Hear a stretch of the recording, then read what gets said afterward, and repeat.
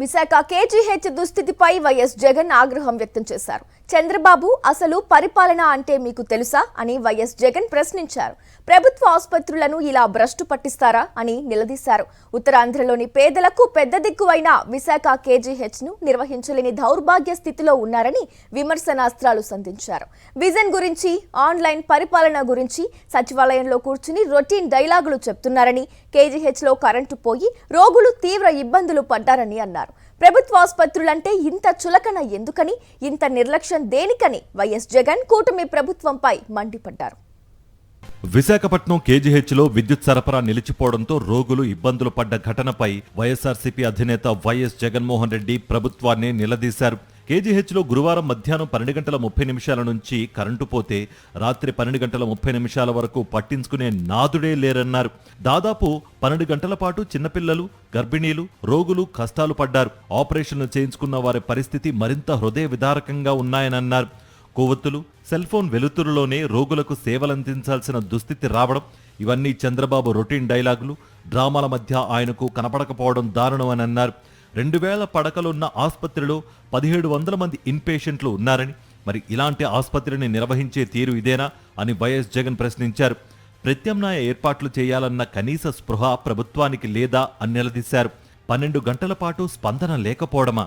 ప్రభుత్వ ఆసుపత్రులంటే ఇంత చులకన ఎందుకు, ఇంత నిర్లక్ష్యం దేనికని ప్రభుత్వంపై విమర్శనాస్త్రాలు సంధించారు. కూటమి అధికారంలోకి వచ్చిన తర్వాత విలేజ్ క్లినిక్స్ నిర్వీర్యం, పీహెచ్సీలు నిర్వీర్యం, ఫ్యామిలీ డాక్టర్ కాన్సెప్ట్ రద్దు, సిహెచ్సిలో స్పెషలిస్ట్ డాక్టర్లు తరలించారన్న జగన్ ప్రభుత్వ ఆసుపత్రుల్లో, టీచింగ్ ఆసుపత్రుల్లో నాడు నేడు పనులు నిలిపివేయడంతో పాటు సిబ్బంది విషయంలో జీరో వేకెన్సీ పాలసీకి మంగళం పాడారని మండిపడ్డారు. ఆరోగ్యశ్రీకి బకాయిలు పెట్టి సర్వనాశనం చేశారని, ఆరోగ్య ఆసరా మాయం చేశారని అన్నారు. 108, 104ల పరిస్థితి ఘోరంగా ఉందని, చివరకు ఆ 108, 104 కాంట్రాక్టులను మీ పార్టీ సభ్యుడికి అవినీతి కోసం కట్టబెట్టి ఇన్ని రకాలుగా ప్రభుత్వ వైద్య రంగాన్ని సర్వనాశనం చేశారని మండిపడ్డారు. ఇప్పుడు కేజీహెచ్ లాంటి ఆసుపత్రులను కూడా దెబ్బతీస్తున్నారని ఆగ్రహం వ్యక్తం చేశారు.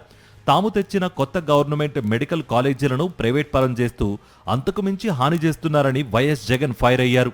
వైఎస్ఆర్సీపీ హయాంలో కేజీహెచ్ ప్రాధాన్యతను గుర్తించి అనేక అభివృద్ధి పనులు చేశామని వైఎస్ జగన్ గుర్తు చేశారు. ప్రస్తుత క్యాజువాలిటీని ఆధునీకరించడమే కాకుండా 2 క్యాజువాలిటీలని 24 గంటలు సేవలకు అందుబాటులోకి తీసుకొచ్చామని అన్నారు. సిఎస్ఆర్ బ్లాక్ పూర్తి చేసి 200 పడకలు అందుబాటులోకి తెచ్చామని, కొత్త అల్ట్రా స్కాన్, కొత్త ఎంఆర్, మొబైల్ ఎక్స్రే, ఆన్లైన్లోనే రోగి పరీక్షా ఫలితాలను తెలుసుకునే ఏర్పాటు చేశామని, క్రిటికల్ కేర్ యూనిట్తో పాటు ఓపీ మొత్తాన్ని ఆధునీకరించామని వివరించారు.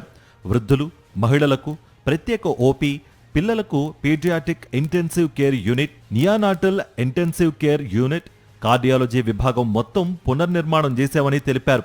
కానీ కూటమి అధికారంలోకి వచ్చిన తర్వాత వాటన్నింటినీ నీరుగారుస్తూ పేదవాళ్ల ప్రాణాలతో చెలగాటం ఆడుతున్నారని మండిపడ్డారు. తాము గొప్పగా ఆధునీకరించినవి కూడా మెయింటైన్ చేయలేకపోతున్నారని అన్నారు. ఆసుపత్రిలో కరెంటు లేని కారణంగా ఆక్సిజన్ అందకపోవడంతో దేవి అనే మహిళ చనిపోయిందంటూ ఆ మృతురాలి బంధువులే ఆరోపిస్తున్నారని, ఇలా ఎన్ని పాపాలు చేస్తారు చంద్రబాబు గారు అని నిలదీశారు.